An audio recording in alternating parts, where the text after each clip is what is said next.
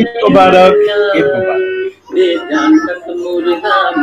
ঈদের আনন্দ, ঈদের দ্বিতীয় দিন আমরা নজরুলের জন্ম অনুষ্ঠান করছি। আজকে পরের দিন আমাদের জাতীয় কবি কাজী নজরুল ইসলাম, যার অবদান আমাদের এই ঈদের সাথে ওতপ্রোতভাবে, বিশেষ করে ঈদের যার গানের মাধ্যমে আমাদের ঈদের আনুষ্ঠানিকতা শুরু হয়, তারই জন্মদিনের বিশেষ অনুষ্ঠান করছি আমরা।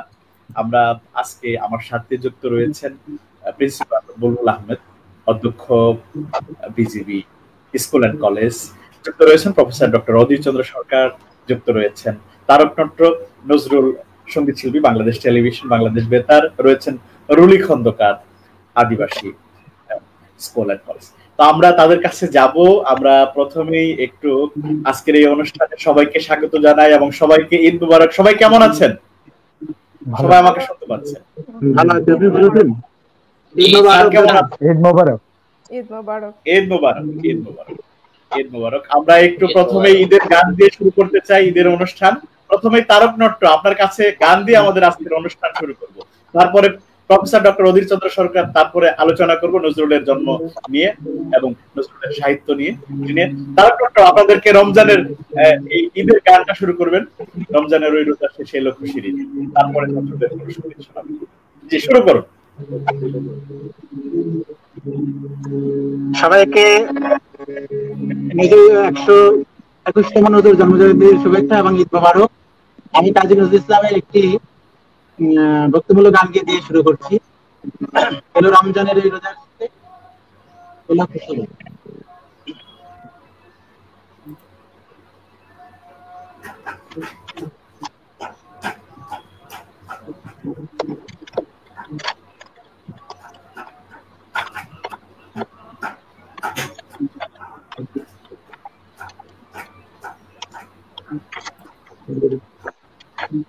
এটার অবস্থা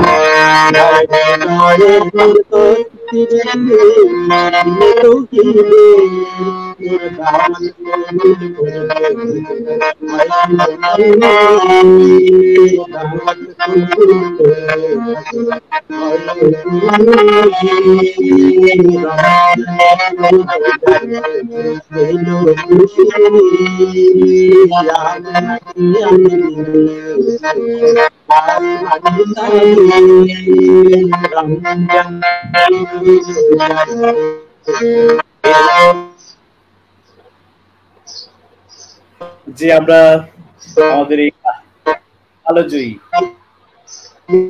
কালোজয়ীদের গান শুনছিলাম। আমরা পরবর্তীতে নজরুলের আরো কিছু গান আমরা শুনবো।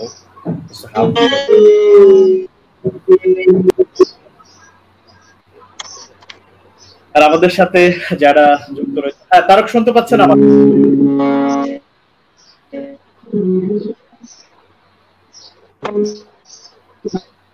তারক, আমরা পরবর্তী একটা গান শুনতে চাই আপনার কাছে, নজরুলের আর কোনো গান যদি আমাদেরকে শোনাতে চান।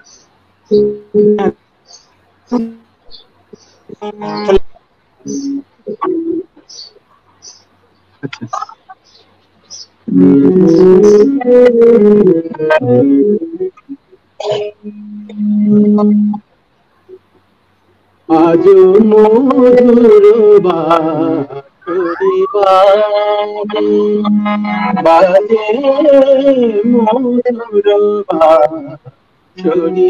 মাঝে বুকের মাঝে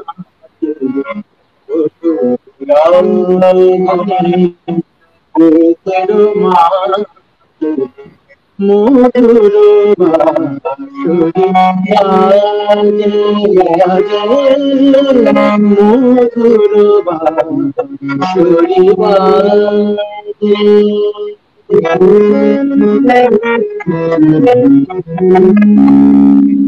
আজ মনে হয় সহসা কখনো জলে ভরা দুটি গাঢ় নয়ন, আজ মনে হয় সহসা কখনো জলে ভরা দুটি গাঢ় নয়ন, তুমি কেবল সেই চাপা ফুলে, তুমি কেবল সেই চাপা ফুলে ফুলে ছুটে যাওয়া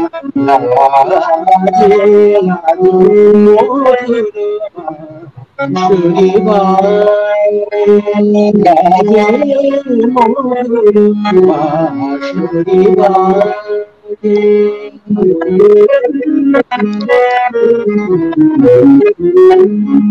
সারা দিন বুঝি আসবে না ফিরে, মন কাঁদে কেন স্মৃতির তীরে,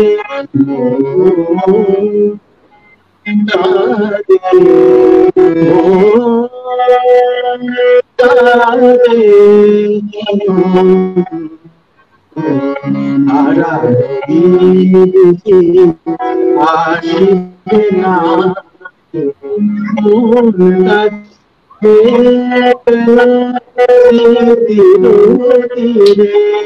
তবু মাঝে মাঝে আশা জাগে, আমি ভুলে আছি বলেছে যেন গভীর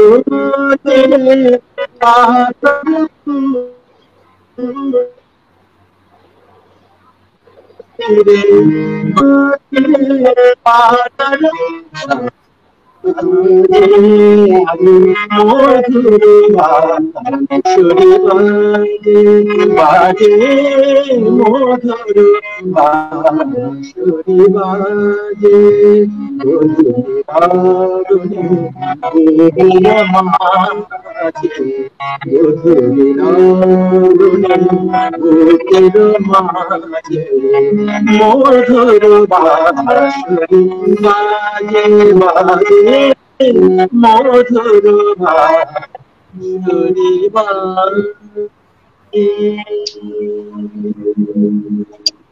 অসাধারণ। সবাইকে আমার ধন্যবাদ দাদা, সবাইকে নজরুল শুভেচ্ছা, সবাই ভালো থাকবেন।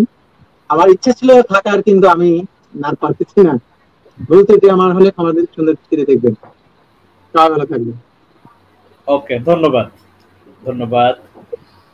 আমাদের তারক নাট্য বাংলাদেশ টেলিভিশন এবং বাংলাদেশ বেতারের নিয়মিত শিল্পী তারক নাট্যকে বিদায় দিতে হলো। আমরা তার বাবা হসপিটালে রয়েছেন, দোয়া চেয়েছেন, তো এই জন্য তিনি আমাদের সাথে অংশগ্রহণ করেছেন অল্প সময়ের জন্য। তো আমরা তার বাবার জন্য দোয়া করি, তার শারীরিক দ্রুত যেন সুস্থ হয়ে যেতে পারেন। আর আমরা আমাদের নজরুলের প্রেমিক যারা রয়েছে, বিশেষ করে যারা নজরুলকে ভালোবাসেন, তাদের জন্য আমাদের এই সময়টা, বিশেষ করে নজরুলের জন্ম যে অনুষ্ঠান বা নজরুল জয়ন্তী, আমাদের খুবই খুবই উৎসাহের এবং অপেক্ষার একটা বিষয় যে আমরা কখন আমরা এই অনুষ্ঠানটা করব। তো ঈদ এবং নজরুল জয়ন্তী দুটোই আমাদের অত্যন্ত আনন্দের। আমরা একটু প্রফেসর অধীর চন্দ্র সরকার স্যার আপনার কাছে যেতে চাচ্ছি, শুনতে চাই নজরুলের জয়ন্তীর নানা দিক নিয়ে আপনি কি ভাবছেন, নজরুলের জীবন কর্ম নিয়ে কথা শুনতে চাই আপনার কাছ থেকে। স্যার শুনতে পাচ্ছেন? জি, শুনতে পাচ্ছি। ধন্যবাদ দুলাল, আপনাকে ধন্যবাদ জানাচ্ছি। ইতোমধ্যে আমরা তারক নাট্যের দুইটি বিখ্যাত নজরুল সঙ্গীত শুনেছি। একটি হচ্ছে ঈদুল ফিতরকে কেন্দ্র করে তার রচিত গান, ওমন রমজানের ওই রোজার শেষে এলো খুশির ঈদ। মুসলিম সম্প্রদায়ের সর্ববৃহৎ দুইটি ধর্মীয় উৎসব হচ্ছে, তার একটি হচ্ছে ঈদুল ফিতর, যেটি আমাদের আঞ্চলিকভাবে বলা হয় রমজানের ঈদ বা ছোট ঈদ বলে। আরেকটি ধর্মীয় বৃহৎ উৎসব হচ্ছে ঈদুল আজহা, যেটাকে আমাদের অঞ্চলে বকরি ঈদ বা বড় ঈদ হিসেবে পরিচিতি লাভ করেছে। বিশেষ করে ঈদুল ফিতরের দিনে অনেক আনন্দ অনুষঙ্গের মধ্যে অন্যতম অনুষঙ্গ হচ্ছে নজরুলের এই বিখ্যাত ইসলামী ঢঙের গানটি, ওমন রমজানের ওই রোজার শেষে এলো খুশির ঈদ। আমি এই 6 দশকের জীবনে আমার বোধশক্তি হওয়ার পর থেকে যতগুলা এই ঈদুল ফিতর উৎসব কাছ থেকে সরাসরি ঘরে বসে প্রত্যক্ষ করেছি এবং ঈদের আনন্দে নিজেকে উদ্ভাসিত করেছি, ঈদের আনন্দে নিজেকে ভাসিয়ে দিয়েছি, সেই আনন্দের মধ্যে এই গানটি আমাকে অন্যরকম ব্যঞ্জনা, অন্যরকম দূতনা দান করতে সক্ষম হয়েছে। আমি খুব অনেস্টলি বলছি, গতকালও আমি কমপক্ষে 10 বার নজরুলের এই বিখ্যাত গানটি শুনেছি। তাই আজকে এই ঈদুল ফিতরের পরবর্তী দিনে বিশ্ব মুসলিম সম্প্রদায়কে তথা মানব জাতিকে পবিত্র ঈদের সালাম জানাচ্ছি, শুভেচ্ছা জানাচ্ছি, ঈদ মোবারক। সেই সাথে আমাদের কালকে ছিল বিদ্রোহী কবি, আমাদের জাতীয় কবি, চিরযৌবনের কবি, অসাম্প্রদায়িক চেতনার কবি, হিন্দু মুসলিম মিলনের কবি, সাম্যবাদের কবি, বাংলার বুলবুল কাজী নজরুল ইসলামের 121তম জন্মদিন। নজরুল ইসলামকেও গভীর শ্রদ্ধায়, বিনম্র ভালোবাসায় স্মরণ করছি। কাজী নজরুল ইসলামের বহুমুখী প্রতিভা নিয়ে বাংলা সাহিত্য আসরে তিনি অবতীর্ণ হয়েছিলেন। মাত্র 11 বছর অথবা তার কিছুটা অধিক কাল তিনি সুস্থ অবস্থায় বাংলা সাহিত্য চর্চা করতে পেরেছিলেন। এই সামান্য ব্যক্তিকালের সাহিত্যিক জীবনে তাকে নানাভাবে আমরা চিহ্নিত করতে পারি। তিনি কবি ছিলেন, তিনি প্রথম জীবনে মক্তবে পড়াশোনা করেছিলেন, সে মক্তবে শিক্ষকতা করতেন, মসজিদে মুয়াজ্জিনগিরি করেছেন বা ইমামতি করেছেন। এরপরে তিনি লেটুর দলে যোগ দিয়েছিলেন, লেটুর দলে তিনি অনেক গান লিখেছেন, গান করেছেন। লেটুর দলের সদস্য হিসেবে সমস্ত আসানসোলে কবিয়ার হিসেবে বা লেটকার হিসেবে তার সুনাম ছড়িয়ে পড়েছিল। সেই লেটুর দলের যিনি উস্তাদ ছিলেন তিনি তাকে অত্যন্ত স্নেহ করে একটি নামে ডাকতেন, যদিও সেই নামটি খুব ব্যাপক পরিচিতি লাভ করেনি। তাকে তিনি আদর করে বেঙ্গাচি বলে ডাকতেন। আমরা তার দুখুমিয়া নামটি শুনেছি, কিন্তু তার উস্তাদ, লেটুর দলের উস্তাদ, তাকে যে বেঙ্গাচি বলে স্নেহ করে ডাকতেন, এই নামটা সেভাবে পরিচিত পাইনি। তাহলে তিনি কি ছিলেন? বক্তব্যের শিক্ষক ছিলেন, মসজিদের মুয়াজ্জিন বা ইমাম ছিলেন, রুটির দোকানের কর্মচারী ছিলেন, তারপরে হচ্ছে লেটকার ছিলেন। এরপরে তিনি ছাত্র জীবনে দশম শ্রেণী পর্যন্ত বিভিন্ন স্কুলে, তার মধ্যে অন্যতম হচ্ছে আমাদের ময়মনসিংহের দরিরামপুর হাই স্কুল, সেই হাই স্কুলেও তিনি এক পর্যায়ে দারোগা কাজী রফিজউদ্দিনের হাত ধরে এসেছিলেন। এরপরে তিনি সৈনিক ছিলেন, বেঙ্গল রেজিমেন্টে 1917 সালে যোগ দিয়েছিলেন। এরপর তিনি কোন এক পর্যায়ে সাহিত্য আসরে অবতীর্ণ হয়েছিলেন। সাহিত্য আসরে তার পরিচিতিটা ভিন্ন মাত্রা। তিনি কবি ছিলেন, তিনি প্রাবন্ধিক ছিলেন, তিনি ছোট গল্পকার ছিলেন, তিনি ঔপন্যাসিক ছিলেন, কথা সাহিত্যিক ছিলেন, তিনি সুরকার ছিলেন, গীতিকার ছিলেন, সুর স্রষ্টা ছিলেন, তিনি সাংবাদিক ছিলেন, তিনি সম্পাদক ছিলেন, তিনি রাজনীতিকও ছিলেন। তিনি কংগ্রেসের সাথে সরাসরি যুক্ত ছিলেন। পরবর্তীতে তিনি নিজেই স্বাধীন স্বরাজ পার্টির সদস্য হয়েছিলেন।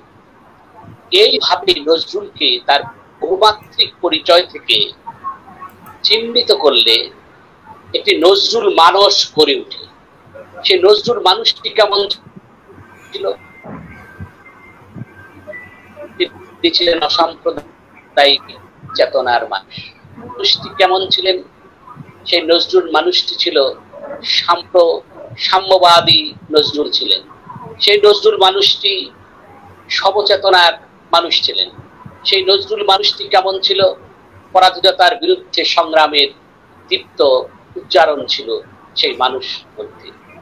আজকে এই নজরুলের জন্মদিনে আমার প্রথম সূচনা বক্তব্যে সেই নজরুল মানুষটির প্রাসঙ্গিকতা নিয়েই আমি আজকে কথা বলবো। প্রথম যে শুধু নজরুলের এই 121তম জন্মদিনে তার প্রতি শ্রদ্ধা নিবেদন করছি। আমি আশা করি পরবর্তীতে সুযোগ পাবো, তখন এই নজরুল মানুষের প্রাসঙ্গিকতা, এখনো নজরুল সাহিত্যের প্রয়োজনীয়তাটা কোথায়, এখনো নজরুল আমাদের সমাজ জীবনে কতটুকু প্রাসঙ্গিক, এখনো নজরুল আমাদের রাজনৈতিক জীবনে কতটা প্রাসঙ্গিক, এখনো আমাদের এই পৃথিবীর বাস্তবতায় নজরুল সাহিত্যের প্রয়োজনীয়তাটুকু কতটুকু গুরুত্ববহ, এই বিষয়টার উপর আমি আলোকপাত করব। আমি প্রথমেই নজরুলের জীবনের প্রতি, নজরুলের সাহিত্যকর্মের প্রতি, বাঙালি মানুষ গঠনে নজরুলের অবদানের প্রতি শ্রদ্ধা জানিয়ে আর প্রথম অংশের সূচনা বক্তব্য এখানেই শেষ করতে চাই। ধন্যবাদ দুলাল, ধন্যবাদ আপনারা যারা শুনছেন। ধন্যবাদ আপনাকেও নজরুল জীবনের অনেক সুন্দর সুন্দর তথ্য আমাদেরকে দিয়ে আজকের এই অনুষ্ঠানকে সমৃদ্ধ করার জন্য। আমরা আবারও নজরুলের কথা, নজরুলের গান শুনবো। আমরা এই পর্যায়ে আমাদের শ্রদ্ধেয় শিক্ষক অধ্যক্ষ principal Bulbul Ahmed, BGB public school and college Mymensingh থেকে সরাসরি যুক্ত রয়েছেন।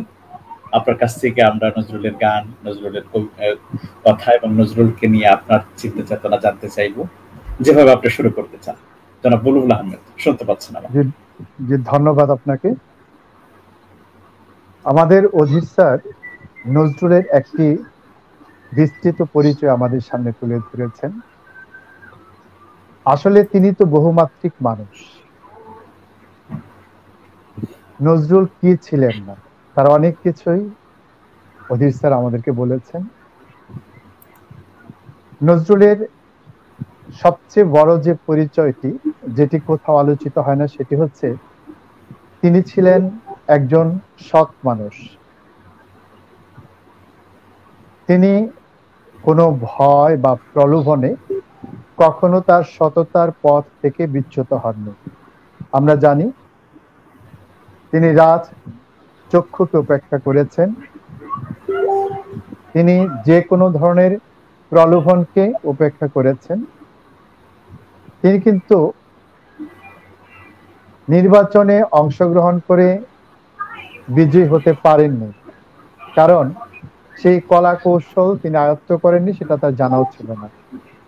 তিনি নেতা হতে পারেননি, ধনী হতে পারেননি, তিনি শাসক হতে পারেননি, শোষক হতে পারেননি। তার যে পথ প্রদর্শক ছিল, সেই পথ প্রদর্শক হচ্ছে সত্য। এই সত্যই তাকে চিরকাল পথ দেখিয়েছে। এই একটি বিষয়, নজরুল অনন্য। কারণ আমরা যারা এই সমাজে টিকে আছি, তারা যদি নিজেদের প্রশ্ন করি, আমরা কি সেই সত্যের পথে চলতে পারছি? সমস্ত ভয় ভীতি উপেক্ষা করে, লোভ লালস উপেক্ষা করে সেই সত্যের পথে কি চলতে পারছি? আমরা যারা নজরুলকে নিয়ে কেউ নজরুল গবেষক হচ্ছি, নজরুল সঙ্গীত শিল্পী হচ্ছি, নজরুল সাহিত্যিক হচ্ছি, তারাও কি তার সেই পথ অনুসরণ করতে পারছি? এই আত্মজিজ্ঞাসার সময় আমাদের সামনে এসেছে। এরপর তার যে সাম্যবাদী যে কথাটা, এটা কেবল শোষক শোষিত নয়, ধর্মের ক্ষেত্রেও তিনি এই বিষয়টিকে খুব বড় করে দেখেছেন। আজকে আমরা যেমন প্রযুক্তির সুবাদে কোরআন হাদিসের যে বাংলা অনুবাদ সেটা দেখতে পাচ্ছি, তিনি যে সময়ে পৃথিবীতে এসেছিলেন তখন কিন্তু এই সুযোগ ছিলেন না। তিনি বহু ভাষাবিদ ও পণ্ডিত ছিলেন। তিনি আরবি, ফার্সি, উর্দু পড়ে ধর্মের যে প্রকৃত সত্যকে জেনেছিলেন, আর তিনি তারই নিজের সমাজে যে ধর্মের স্বরূপ দেখেছিলেন, তার মধ্যে যে বিশাল তফাৎ, এটা তিনি বারবার বলতে চেয়েছেন তার কবিতায়, গানে। এই জন্য মানুষ তাকে ভুল বুঝেছে। যে ধর্ম আমাদেরকে মানুষের পরিচয় থেকে একটা বিশেষ খোলসের ভিতরে নিয়ে যায়, আমরা সবাই এক কাতারে দাঁড়াতে পারি না, সেই ধর্ম যে প্রকৃত ধর্ম নয়, এটা তিনি উপলব্ধি করেছিলেন, আমাদেরকে বোঝানোর চেষ্টা করেছেন। কিন্তু এখানে যাদের হাত ধরে ধর্ম এসেছিল, যারা ধর্ম চর্চা করত, এটি তাদের অস্তিত্বের জন্য ছিল একটি আঘাত। এই জন্য তারা এটার প্রতিরোধ করার চেষ্টা করেছেন, এই জন্য একটি দ্বন্দ্ব উপস্থিত হয়েছিল। কিন্তু একদিন নজরুলের যে ধর্মীয় বক্তব্য, সেটি এই সমাজে অবশ্যই এস্টাবলিশড হবে। তার আরেকটি বিষয় ছিল এই যে দারিদ্র। সত্যি কথা কি, তিনি যদি একটি প্রতিষ্ঠিত সংসারে জন্মগ্রহণ করতেন, আজকে নজরুলকে আমরা পেতাম না। তিনি ছিলেন শিকড়হীন একটা মানুষ। এই জন্য বিভিন্ন জায়গায় তিনি যেতে পেরেছেন, বিভিন্ন তথ্য অভিজ্ঞতার মুখোমুখি তিনি হয়েছেন, তাই তিনি আজকে নজরুল হয়ে উঠেছেন। এদিক থেকে নজরুল এক অনন্য মানুষ। তার শিল্প সাহিত্য সবকিছুই এতটাই সমৃদ্ধ যে যুগের পর যুগ তা টিকে থাকবে, এবং সবচেয়ে বেশি সময় ধরে যা টিকে থাকবে এবং অন্যরা টিকে রাখবে সেটি হচ্ছে সঙ্গীত। আর তিনি এই সৃষ্টিকে এত চমৎকার চমৎকার উপমা দিয়ে যে গানটি লিখেছেন, আমি সেই গানটি এখন গিয়ে শোনাচ্ছি। খেলিছ এ বিশ্বলয়ে বিরাট শিশু আনমনে।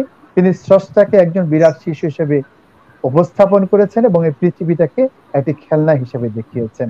আর এই যে তুলনার যে ক্ষমতাটা, এটা বিভিন্ন জায়গায় এতটা গভীর, আমরা যখন এটুকু ভাবি তখন তার চিন্তার যে গভীরতা সেটা ভেবে অবাক হই।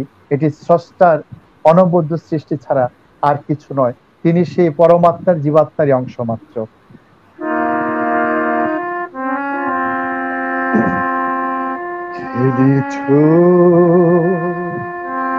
এ বিশ্বলয়ে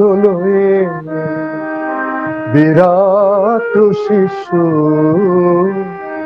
আনমনে খেলিছ।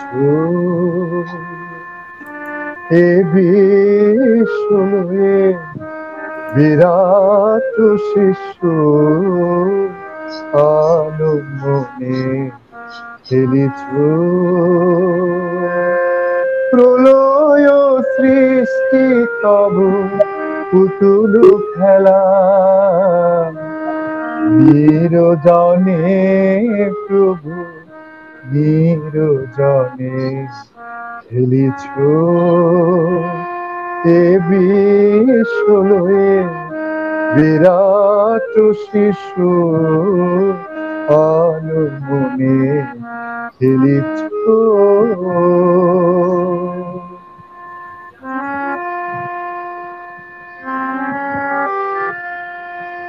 শূন্যে মহা আকাশে তুমি মগ্ন লীলা বিলাসে শূন্যে মহা আকাশে তুমি মগ্ন লীলা বিলাসে ভাঙিছ গড়িছ নীতি ক্ষণে ক্ষণে নিরজনে প্রভু নিরজনে খেলিছ এ বিশ্বয়ে বিরাট শিশু আনমনে খেলিছ প্রভু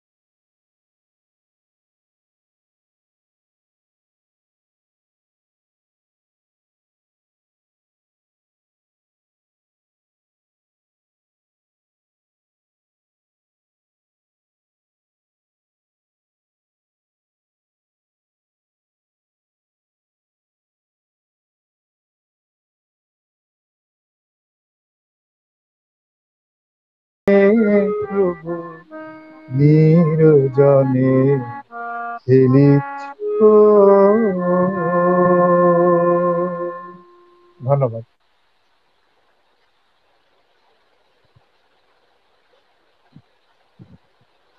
শুনতে পাচ্ছি না।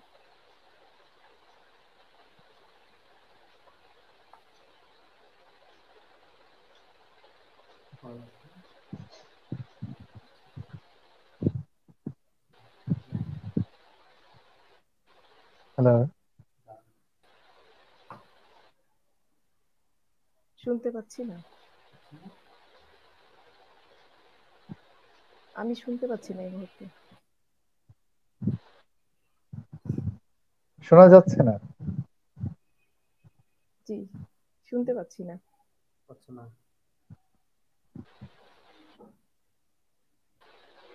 শোনা যাচ্ছে না। পাচ্ছেন না? আমাকে শুনতে পাচ্ছেন না? এটা ওকে। আমাকে শুনতে পাচ্ছেন? জি, এখন শোনা যাচ্ছে। শুনতে পাচ্ছেন? অনেক সুন্দর গেয়েছেন প্রিন্সিপাল বুলবুল, অনেক অনেক ধন্যবাদ। সুদূর জাপান থেকে প্রফেসর ডক্টর জাকির হোসেন, গোম্মা বিশ্ববিদ্যালয়ের সম্মানিত প্রফেসর, আপনাকে শুভেচ্ছা জানিয়েছে জনাব বুলবুল আহমেদ। তো আপনাকে শুভেচ্ছা জানিয়ে ধন্যবাদ। আপনাকে ধন্যবাদ। তো আমরা সত্যিকার অর্থে আমরা খুবই মুগ্ধ যে আমাদের অনুষ্ঠানটা তারা দেখছেন আর কি, তারা কমেন্টস করছেন। আমি আরো অনেকগুলো কমেন্টস পেয়েছি। তো আমরা এখন একটু যেতে চাচ্ছি যে আমাদের সাথে শুরু থেকেই আমাদের সাথে যুক্ত রয়েছেন বনফুল আদিবাসী কলেজের আমাদের একজন শিক্ষক যুক্ত রয়েছেন রুলি খন্দর। আমরা তার কাছে জানতে চাইবো আমরা নজরুল সম্পর্কে, তার চিন্তা চেতনা এবং নজরুল সম্পর্কে সে কি শোনাতে চায়, সে গান কবিতা কি সে আমাদের কবিতা শোনাতে পারে, সে শিক্ষক। তো জনাব রুলি খন্দকার, আপনার কাছে যাচ্ছি। ধন্যবাদ দুলাল ভাই। আসলে আমি অনুষ্ঠানটা খুবই মুগ্ধ হয়ে শুনছি। প্রিন্সিপাল বুলবুল স্যার যে গান শোনালেন, উনি যে এত সুন্দর গান করতে পারেন আসলে এটা আমার জানা ছিল না। স্যারকে অনেক ধন্যবাদ। সেই আপনাকে সাথে ধন্যবাদ। অধীর স্যার নজরুল জয়ন্তী উপলক্ষে আজ যে নজরুল মানুষের যে পরিচয় দিয়েছেন, উনি তার একদম ছোটবেলা থেকে সাহিত্যিক জীবনে আসার আগ পর্যন্ত সময়টার কথা তিনি বলেছেন। আমি অধীর স্যারকেও অনেক ধন্যবাদ জানাচ্ছি, কেননা আমরা পরবর্তীতে আবার অধীর স্যারের পরবর্তী বক্তব্যটা শুনবো।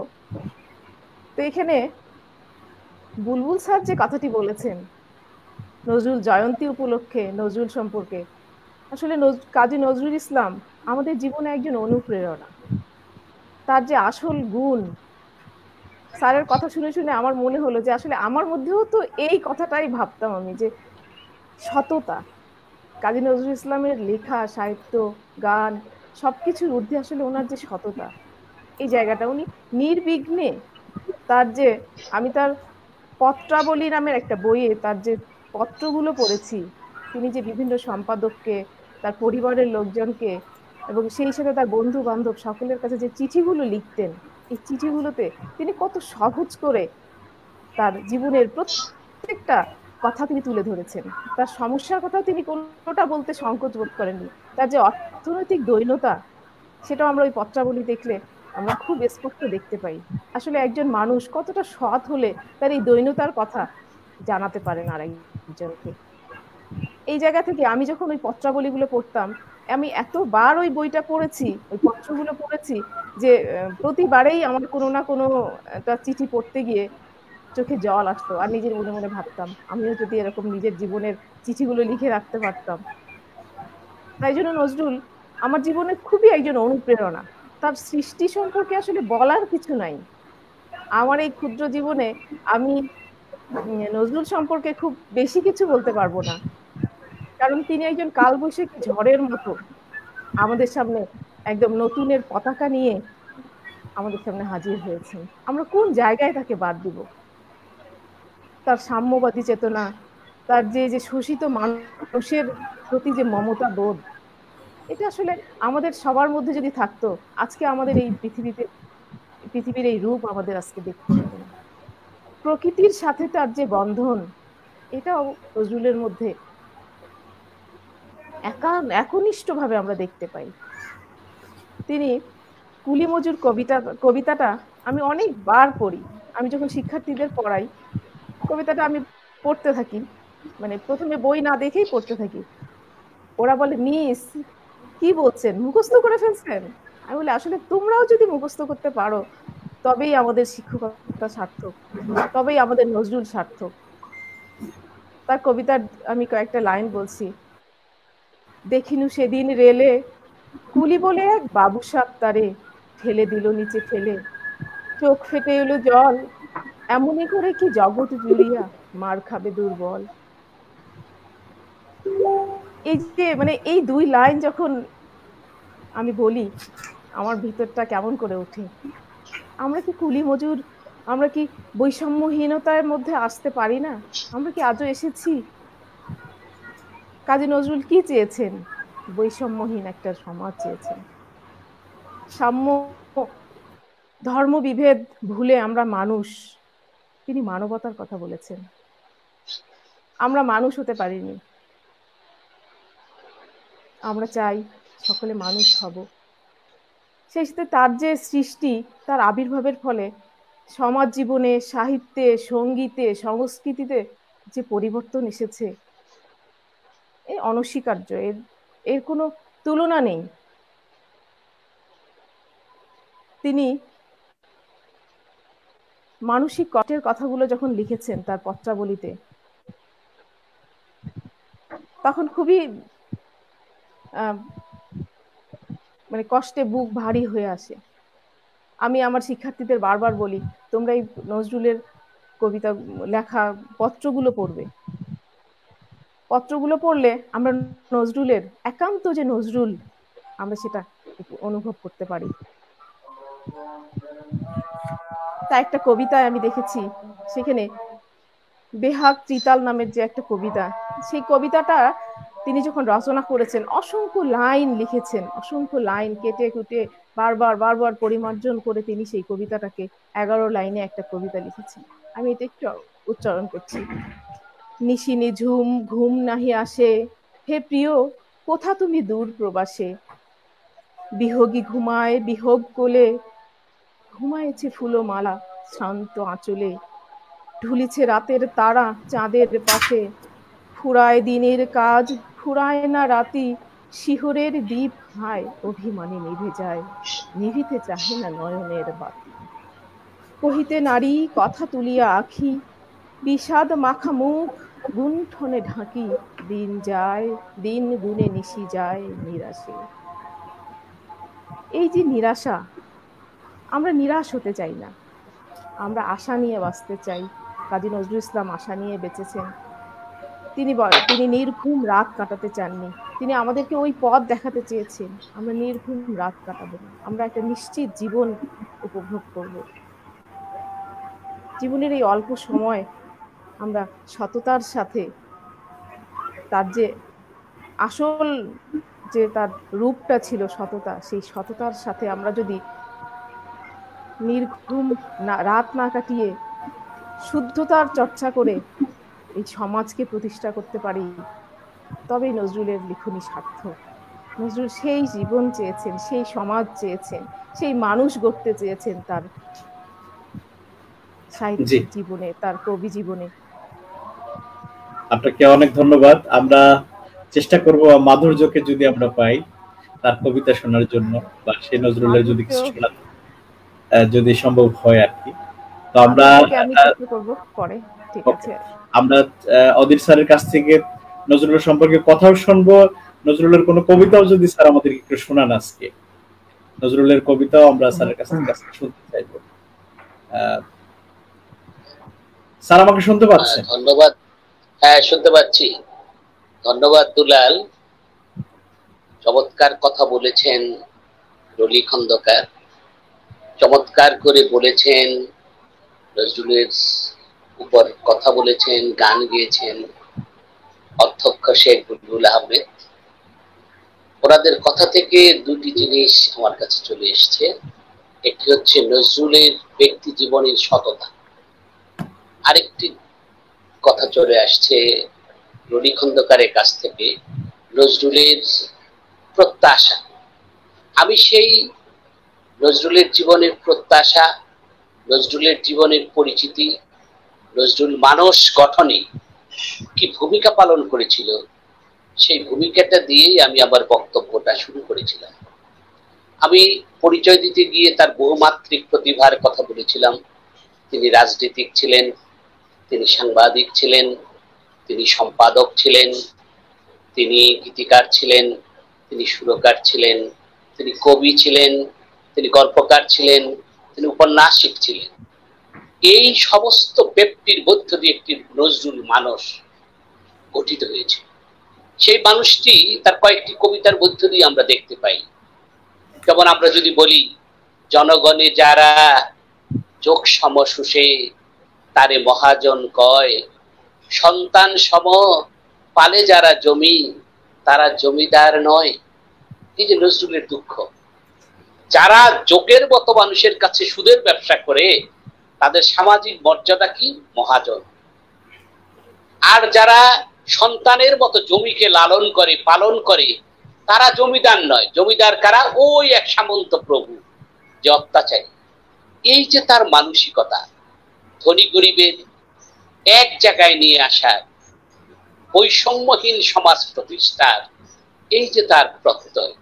আরেকটি ক্ষেত্রে যদি আমরা যাই, তিনি বলেছেন তার সাম্যবাদী কবিতায়, গাহি সাম্যের গান, যেখানে মিশেছে সব বাধা ব্যবধান, যেখানে মিশেছে হিন্দু, মুসলিম, বৌদ্ধ, খ্রিস্টান, এই যে সকল ধর্মের সমন্বয়ের কথা তিনি বলেছেন। বাংলা সাহিত্যে শুধু নয়, পৃথিবীর সাহিত্যে সব্যসাচী নজরুল স্পষ্ট করে বলে এসেছিলেন, আমি দুইটি কাজ করতে এসেছি, মম এক হাতে বাঁকা বাঁশের বাঁশরি, আর হাতে রণতুচ্ছ। বাঁশি প্রেমের প্রতীক, আমি ভালোবাসতে এসেছি, ভালোবাসা দিতে এসেছি, ভালোবাসা পেতে এসেছি। সেই ভালোবাসা না পেয়ে আপনাদের এই প্রেমহীন নিষ্ঠুর পৃথিবী থেকে চিরতরে বিদায় নিলেন। আর যদি কোনোদিন বাঁশি না বাজে, তোমরা আমাকে ভুলে, অথবা বিদায় বন্ধু বিদায়, আমি আর কোনোদিন জাগিব না, শত কোলাহল করে আমি আর কোনোদিন তোমাদের ধ্যান ভাঙিব না, বিদায় বন্ধু বিদায়। এই যে একটা অভিমান, অভিমানী নজরুল অনেক কারণে, অনেক যুক্তিসঙ্গত কারণে, তার মধ্যে যেমন একরাশ অভিমান ছিল, আবার তার হাতে যে রণতুর্য ছিল, তার হাতে যে তরবারি ছিল, সেই তরবারিটা কিসের প্রতীক? অন্যায়ের বিরুদ্ধে, অসুন্দরের বিরুদ্ধে, অকল্যাণের বিরুদ্ধে, মিথ্যার বিরুদ্ধে, ভেদাভেদের বিরুদ্ধে, বৈষম্যের বিরুদ্ধে, পরাধীনতার বিরুদ্ধে সংগ্রামের প্রতীক হিসেবে সেই রণতুর্যকে তিনি ব্যবহার করেছিলেন। এখানে নজরুল সাহিত্যের এই দুইটি দিক, একটি হচ্ছে রুদ্ররূপ, আরেকটি হচ্ছে কুমল রূপ। এই দুইটা রূপ পাশাপাশি চলে গিয়েছে। নজরুলের যদি আমরা বিদ্রোহী সত্তার রূপটি দেখি, সেটি যেমন কি, এই সমাজকে ভেঙে নতুন সমাজ গড়ার প্রত্যয়। নজরুল নিজেই বলেছেন, ভাঙার মধ্যে কোনো দোষ নেই যদি ভেঙে নতুন কিছু গড়া যায়, কিন্তু ভাঙলাম, নতুন করে কিছু গড়তে পারলাম না, সেটি কোনোদিনই তার কাঙ্ক্ষিত ছিল না। ভেঙে নতুন করে গড়ার যে প্রত্যয়, ওই নূতনের জ্ঞাত নূরে কালবৈশাখীর ঝড়তরা সব জয়ধ্বনি কর, সেই জয়ধ্বনির যে পদধ্বনি নজরুলের সাহিত্যে অনুরণিত হয়েছে, আজকেও আমাদের সমাজে, আজকে আমাদের বাস্তবতায়, আজকে আমাদের বিশ্ব বাস্তবতায় নজরুলের এই নতুন করে গড়ার, ভেঙে নতুন করে সৃষ্টি করার সৃজন বেদন অত্যন্ত প্রাসঙ্গিক, অত্যন্ত প্রয়োজনীয় বলে মনে করি। আরেকটি প্রসঙ্গ আমি বলতে চাচ্ছি যে নজরুল ইসলামের বিভিন্ন সঙ্গীত, একদিকে তিনি শ্যামা সঙ্গীত লিখেছেন, যেটি বুলবুল আমার চেয়ে ভালো বলতে পারবেন, ভজন লিখেছেন, পদাবলী লিখেছেন, অন্যদিকে আবার ইসলামিক গান লিখেছেন, গজল লিখেছেন। এই যে দুইটি জিনিস, নজরুল নিজেই তার গান সম্পর্কে বলেছিলেন যে বাংলা সাহিত্যে আমি কতটুকু কি করতে পেরেছি তা আমি জানি না, তবে মনে হয় বাংলা গানের ক্ষেত্রে আমি একটা কিছু করতে পেরেছি। তার ৩৫০০ মতো গান, মতান্তরে ১১০০ মতো গান, তার এই যে গানের যে বিপুল সম্পদ, তার যে গানে যে আরবি ফার্সি শব্দ এনে গজল ঢঙ্গের গান রচনা করা, তিনি বাংলা সঙ্গীতে এমন একটি আসন তিনি স্থাপন করেছেন। আমি জানি না নজরুল সাহিত্যের অন্যান্য শাখা যেমন অনেক দিন বেঁচে থাকবে, কিন্তু তার গান কোনোদিন বাংলার মানুষ, কোনোদিন বাংলা সাহিত্য থেকে কোনোদিন অপসৃত হবে না। কোন শক্তি নজরুলের গানকে হারিয়ে যেতে দেবেন। নজরুলের গানই নজরুলকে আরো শতাব্দীর পর শতাব্দী, সহস্রাব্দের পর সহস্রাব্দ, যতদিন বাংলা ভাষাভাষী একজন মানুষও পৃথিবীতে থাকবে, নজরুলের গান কখনোই নিঃশেষ হয়ে যাবে। নজরুলের নিজের মধ্যে একটি চমৎকার চেতনা কাজ করেছে। তিনি কোনো না কোনো ভাবে সমাজতান্ত্রিক বিপ্লবের দ্বারা প্রতিফলিত হয়েছিলেন। তিনি তার জীবনের কোনো না কোনো এক প্রান্তে উপমহাদেশের বিখ্যাত কমিউনিস্ট নেতা কমরেড মুজাফফর আহমেদের সান্নিধ্যে ছিলেন। তার সমস্ত চেতনার মধ্যে কিছুটা কমিউনিজম বা সাম্যবাদী ধারা প্রতিফলিত হলেও তিনি একজন নিষ্ঠাবান মুসলিম ছিলেন, তিনি একজন ধার্মিক মুসলমান ছিলেন, যে যার ধর্মে ব্রতী থেকেও যে একটি আন্তর্জাতিকতাবাদী সর্বধর্ম সমন্বয়ের প্রতি নিষ্ঠা থাকা যায়, তারই ঘটনা প্রবাহ, তারই জীবন প্রবাহ আমরা প্রত্যক্ষ করেছি বিদ্রোহী কবি, সাম্যবাদী কবি, প্রেমের কবি, যৌবনের কবি নজরুলের সাহিত্যের মধ্যে, নজরুলের জীবনের মধ্যে।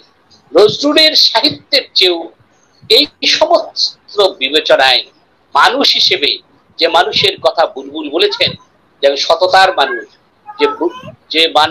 যে মানুষের কথা রুলি খন্দকার বলেছেন, এটি ঊর্ধ্বালোকের মানুষ, সেই ঊর্ধ্বালোকের মানুষকে, এটি অসাম্প্রদায়িক চেতনার মানুষকে, একজন পরাধীন দেশের মানুষের চিন্তাকে তিনি যেভাবে ধারণ করেছিলেন, একটি আন্তর্জাতিকতাবাদী মানুষকে আমরা নজরুলের মধ্যে প্রতিনিয়ত প্রত্যক্ষ করি।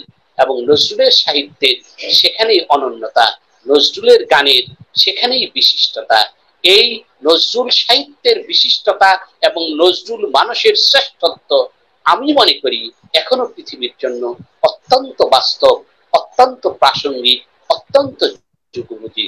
যতদিন পৃথিবীতে অসাম্য থাকবে, যতদিন পৃথিবীতে শোষণ থাকবে, যতদিন পৃথিবীতে এক জাতি আরেক জাতিকে ডমিনেট করার চেষ্টা করবে, অবদমিত করার চেষ্টা করবে, ততদিন পর্যন্ত নজরুল সাহিত্য প্রাসঙ্গিক, ততদিন পর্যন্ত নজরুল প্রাসঙ্গিক বাঙালি এবং বাংলার জীবনে।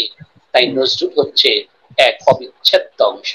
আজকে কবির এই জন্মদিনে গভীর শ্রদ্ধায় নজরুলকে স্মরণ করছি। ধন্যবাদ দুলাল। এই মুহূর্তে আমার হাতে কবিতা পড়ার মতো কোনো বই নেই। আমি অত্যন্ত দুঃখিত, আপনার এই কথাটুকু আমি এই মুহূর্তে রক্ষা করতে পারছি না। আমি আশা করি বুলবুল অথবা রুলি আপনার সেই প্রত্যাশা পূরণ করবে। ধন্যবাদ বুলবুল, ধন্যবাদ রুলি, এবং ধন্যবাদ সঞ্চালক আপনাকে। আমরা শেষের দিকে চলে এসেছি। আপনাকে স্যার ধন্যবাদ। আপনার কবিতা শুনেছি, আপনি আপনার আলোচনার ফাঁকে ফাঁকে নজরুলের কবিতা আবৃত্তি করেছেন অংশ বিশেষ করে আমরা শুনেছি। নজরুলের কবিতা, নজরুলকে শুনেই আমরা বড় হয়েছি আপনার কাছ থেকে। যখন সেই ক্লাসে নজরুলের আলোচনা শুনেছি আমরা মুগ্ধ হয়েছি, আজকেও যেমনটা হচ্ছে। আমরা শেষ করব আরেকটা গান দিয়ে, যদি প্রিন্সিপাল বুলবুল আমাদের গান শোনানোর সুযোগ করে দেন। আমরা শেষের দিকে চলে এসেছি।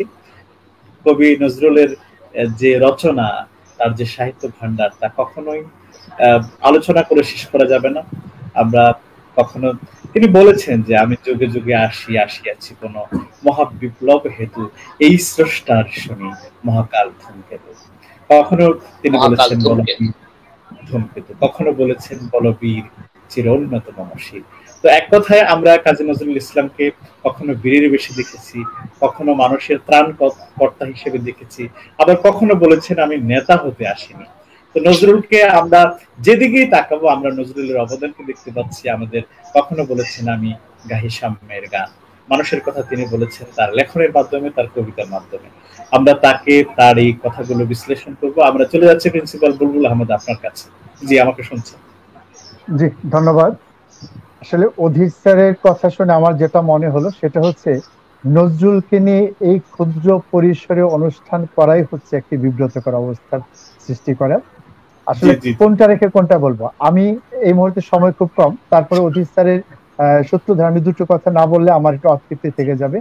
এক হচ্ছে আমরা নজরুলকে চিনি যেভাবে, যবে উৎপীড়িতের ক্রন্দনের আকাশে বাতাসে ধনিবে না, অত্যাচারীর খড়গ কৃপান ভীম রণভূমি রণিবে না, মহাবিদ্রোহীর অনক্লান্ত আমি সেই দিন হব শান্ত, আমি সেই দিন হব শান্ত, আমি সেই দিন হব শান্ত।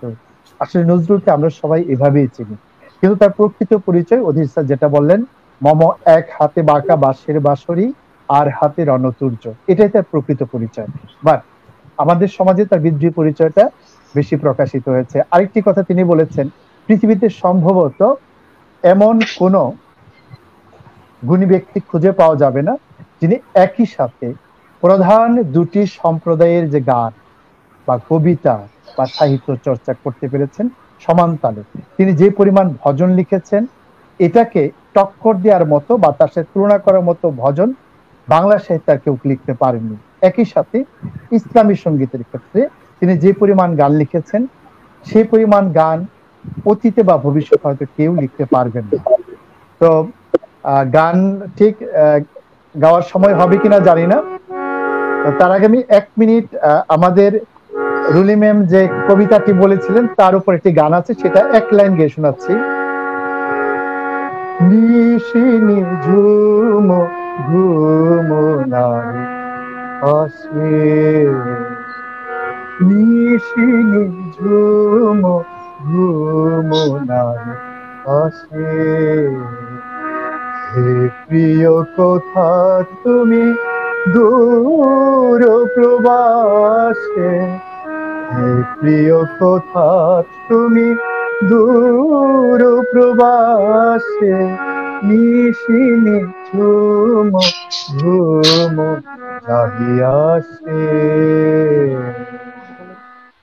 আমি পরিশেষে আর এই যে বিরহবোধ, একদিকে প্রেম আর একদিকে বিদ্রোহ, এই যে প্রেম থেকে যে বিরহবোধ, সেই বিরহবোধ তিনি সবার মধ্যে ছিলেন, তার মধ্যে যে তার একাকিত্ব, সেটি নিয়ে একটি গজল আছে, আমি সেটিকে শোনাচ্ছি। পলাশ ফুলের বপিয়ে ওই বউ কথা কছিল দেখে, পলাশ ফুলের মপিয়ে ওই বউ কথা কছিল দেখে, শেষ দিয়ে যায় উদাস হাওয়া, শেষ দিয়ে যায় উদাস হাওয়া, দেব ফুলের আতর মেখে, পলাশ ফুলের মপিয়ে বউ কথা উঠল দেখে।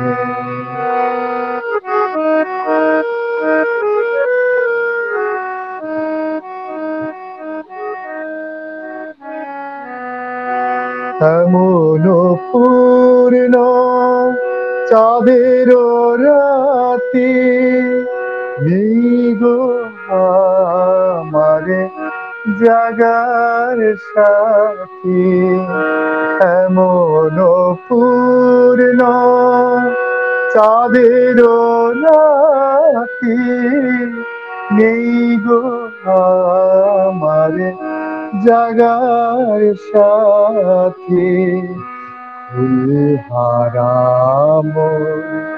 কুঞ্জ বিথি, ফুলহারাম কুঞ্জ বিথি, আকারাত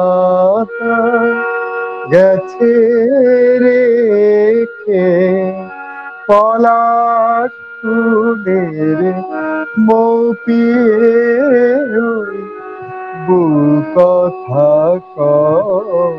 উঠল দেখে।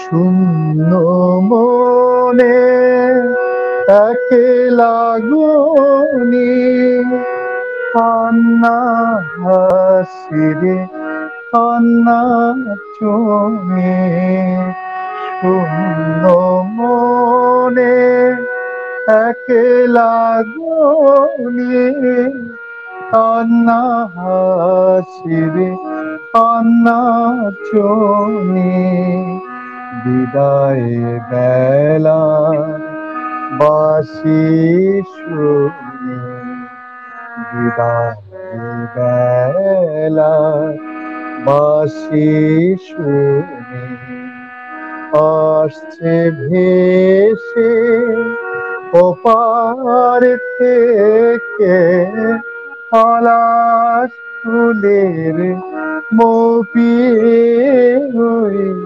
বউ কথা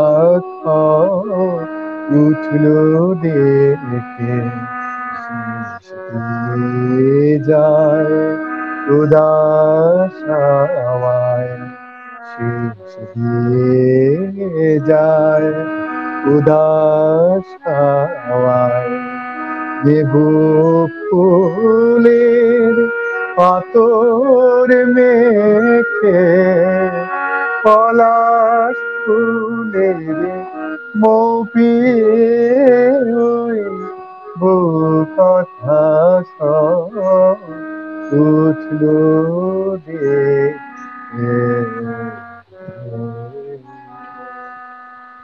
ধন্যবাদ সবাইকে। আপনাকে অনেক অনেক ধন্যবাদ। খুব সুন্দর নজরুলের কথা, নজরুলের গান আমাদেরকে শোনানোর জন্য। আমরা একটু রুলি খন্দকারের কাছে যাব, বনফুল আদিবাসী গ্রিন হার্ট কলেজের শিক্ষক। রুলি খন্দকার নজরুলের বিদ্রোহী কবিতা শোনাতে চেয়েছিলেন, সেখান থেকে কিছু শব্দ, কিছু বা নজরুলের কবিতার কিছু অংশ বিশেষ আমাদেরকে শোনাবেন। আর এর মধ্যে দিয়ে আমরা শেষ করব। অধীর স্যারের হয়তো সমাপনীতে হয়তো আরো কিছু যুক্ত করতে পারেন। তো আমরা শেষ করতে যাচ্ছি। রুলি খন্দকার, আপনার কাছে আসছি। ধন্যবাদ। আসলে নজরুল জয়ন্তীতে বুলবুল স্যার যে কথা বললেন, কাজী নজরুল ইসলামকে বলার শেষ নেই। আমরা এই ক্ষুদ্র প্রয়াসে যেটুকু বলেছি, আসলে তার পরিধি আরো অনেক অনেক। তো আমি আপনাদের সবাইকে ধন্যবাদ জানাচ্ছি আমাকে এই লাইভে যুক্ত করার জন্য। আমার অনেক ভালো লাগছে এটা করতে পেরে, কেননা আমি সবসময় টিভিতে নজরুল জয়ন্তী আগে দেখতাম। একটা একদম অভ্যাসই ছিল যে নজরুল জয়ন্তী প্রোগ্রামগুলো দেখবো এবং বিভিন্ন জনের গুণীজনের কথা শুনতাম। তো আজকে আমি বিদ্রোহীর কয়েকটা লাইন উচ্চারণ করছি। বিদ্রোহী, কাজী নজরুল ইসলাম। বলবীর, বল উন্নত মম শির, শির নেহারি আমারই নত শির, ওই শিখর হিমাদ্রির।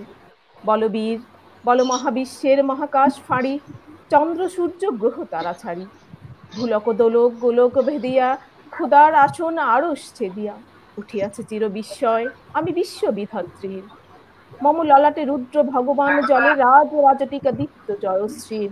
বলবীর, আমি চির উন্নত শির, আমি চির দুর্দম দুর্বিনীত নৃশংস, মহাপ্রলয়ের আমি নটরাজ, আমি সাইক্লোন, আমি ধ্বংস, আমি মহাভয়, আমি অভিশাপ বৃত্তির, আমি দুর্বার, আমি ভেঙে করি সব চুরমার।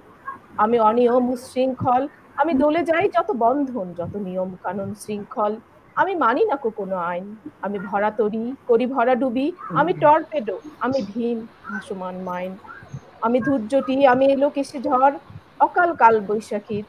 আমি বিদ্রোহী সুত বিশ্ববিধাত্রীর। বলবীর, চির উন্নত মম শির, আমি ঝঞ্ঝা, আমি ঘূর্ণি, আমি পথ সম্মুখে যাহা পাই যাই চূর্ণি, আমি নিত্য পাগল ছন্দ, আমি আপনার তালে নেচে যাই, আমি মুক্ত জীবনানন্দ। অনেক অনেক ধন্যবাদ রুলি খন্দকার। স্যার, আমরা শেষের দিকে চলে এসেছি। জনাব অধীর চন্দ্র সরকার, শেষ কথা কি বলতে চান? জি, ধন্যবাদ। রুলি খন্দকারকে ধন্যবাদ জানাচ্ছি বিদ্রোহী কবিতার অংশ বিশেষ পাঠ করার জন্য। 140 লাইনের এই কবিতার যে নান্দনিক সৌন্দর্য, এই একটি কবিতা লিখেই নজরুল ইসলাম বাংলা সাহিত্য আসরে একটি চিরস্থায়ী আসন লাভ করতে সক্ষম হয়েছিলেন। আমি কখনো কখনো আবেগের বশবর্তী হয়ে বলে থাকি, নজরুল যদি বাকি জীবনে আর কোনো কবিতা নাও লিখতেন, শুধু বিদ্রোহী কবিতাই কাজী নজরুল ইসলামকে অমরত্ব দান করেছিল এবং অমর হয়েই থাকতেন। আর এই বিদ্রোহী কবিতাটা যে কাব্যগ্রন্থে প্রকাশিত হয়েছিল সেটি হচ্ছে অগ্নিবীণা। মাত্র 12টি কবিতা, তার মধ্যে 4টি কবিতা হচ্ছে হিন্দু ঐতিহ্যকে নিয়ে, 7টি কবিতা হচ্ছে মুসলিম ঐতিহ্যকে নিয়ে, আর বিদ্রোহী কবিতাটা ছিল হিন্দু ঐতিহ্য, মুসলিম ঐতিহ্য, গ্রিক ঐতিহ্য তথা বিশ্ব ঐতিহ্য সমৃদ্ধ। এই ঐতিহ্যগুলাকে ব্যবহার করে পরাধীন ভারতের মানুষকে, হিন্দুদেরকে তাদের হিন্দু ঐতিহ্য ব্যবহার করে ইংরেজদের বিরুদ্ধে, পরাধীনতার বিরুদ্ধে উদ্বুদ্ধ করেছিলেন। মুসলিমদেরকে তাদের মুসলিম ঐতিহ্য ব্যবহার করে পরাধীন ভারতের মুসলিমদেরকে ইংরেজদের বিরুদ্ধে স্বাধীনতার মন্ত্রে উদ্বুদ্ধ করেছিলেন। এই যে চেতনা, যেটা বুলবুল বলেছিলেন, নজরুল মানুষটি সেখানে একাধারে তিনি লিখেছেন ভজন, অসাধারণ ভজন রচনা করেছেন। যেটা হিন্দু সংস্কৃতিকে নিয়ে লেখা। পাশাপাশি লিখেছেন ইসলামী গান, গজল। বাংলা সাহিত্যে নজরুল ইসলামের বিশেষত্ব হচ্ছে এই যে গজল ঢঙের গান। আমি জানি না উনি না হলে এই কি বলে উর্দু, আরবি, ফার্সি শব্দ বিস্তৃত এই যে গান, একটি বাংলা সাহিত্যের একটি অধ্যায় উনি জন্ম না নিলে আমার মনে হয় অনুজ্জ্বল থেকে যেত। এই হচ্ছে নজরুল। এই যে একটি কাব্যগ্রন্থ যেটির কথা বলেছিলাম, অগ্নিবীণা, এই অগ্নিবীণা কাব্যের মধ্য দিয়েই নজরুল ইসলাম যে কত বড় মাপের দেশপ্রেমিক, কত বড় মাপে আন্তর্জাতিকতাবাদী, কত বড় মাপের মানব প্রেমিক ছিলেন তার সাক্ষ্য বহন করে তার জীবনের প্রথম প্রকাশিত এই কাব্যগ্রন্থের মধ্য দিয়ে। যেটা রুলি বলেছিলেন যে নজরুলকে দিয়ে শুরু করা যায়, নজরুলকে দিয়ে শেষ কথা বলা যায় না। এই ছোট্ট অনুষ্ঠান কেন, আমরা অনুষ্ঠানের পর অনুষ্ঠান করলেও, আমরা ঘন্টার পর ঘন্টা নজরুল সাহিত্য নিয়ে, নজরুলের কবিতা নিয়ে, উপন্যাস নিয়ে কথা বললেও নজরুলকে নিয়ে শেষ করা যাবে না। তবে এটি হচ্ছে নজরুলের প্রতি শ্রদ্ধা নিবেদনের একটি ক্ষুদ্র প্রয়াস মাত্র, যে প্রয়াসের শব্দ আমাদের অনুষ্ঠানের সঞ্চালক দেখেছিলেন। আমরা অত্যন্ত সম্মানিত বোধ করছি, সম্মান বোধ করছি যে এরকম একটি মহতী অনুষ্ঠানে মধ্য দিয়ে আমরা নজরুলকে স্মরণ করতে পেরেছি। আমরা বুলবুলের চমৎকার গান শুনেছি, আমরা রুলির চমৎকার আবৃত্তি শুনেছি, তারপরে তারক নাট্য, চমৎকার ইসলামী গান তথা নজরুলের মধুর বাঁশরি বাজে বিখ্যাত গান দিয়ে আজকের অনুষ্ঠানকে সমৃদ্ধ করেছেন। আমরাও সমৃদ্ধ হয়েছি, আমরাও শুনে নিজেদেরকে ঋদ্ধ মনে করেছি। ধন্যবাদ এমন একটি অনুষ্ঠান সঞ্চালক আমাদের সামনে নিয়ে আসার জন্য। আমার ব্যক্তিগত পক্ষ থেকে আপনাকে ধন্যবাদ জানাচ্ছি। ধন্যবাদ সবাইকে। জি, আপনাদেরকেও ধন্যবাদ আমার সাথে যুক্ত হওয়ার জন্য, আজকের এই লাইভটিতে শেষ পর্যন্ত থেকে প্রাণবন্ত উপস্থাপন করার জন্য জাতীয় কবি কাজী নজরুল ইসলামকে। আমরা কাজী নজরুল ইসলামের সেই একটি কবিতার অংশ বিশেষ বলে আমি শেষ করতে চাই, অনুষ্ঠান শেষ করতে চাই। তিনি লিখেছিলেন, দুর্গম গিরিকান্তার মোর দুস্তর পারাবার, লঙ্ঘিত পারাবার যাত্রীরা হুঁশিয়ার। আজকে যে আমাদের ক্রান্তিকাল অতিক্রম করছি, আমরা নজরুল চেতনায় উদ্বুদ্ধ হয়ে যে আমরা বিপদ মোকাবেলায় হতাশ না হয়ে আসুন আমরা এগিয়ে যাই। জাতির দুর্যোগে শারীরিক মানসিক ভাবে আমরা চেতনাকে আরো সমৃদ্ধ করে সুন্দর থেকে আমরা সুন্দর একটা আগামীর প্রত্যাশায় আজকের অনুষ্ঠান এখানে শেষ করছি। ধন্যবাদ প্রিন্সিপাল বুলবুল আহমেদ, রুলি খন্দকার এবং প্রফেসর ডক্টর অজিত সরকার। সবাই ভালো থাকবেন। আজকে এখানে শেষ করছি। আল্লাহ হাফেজ।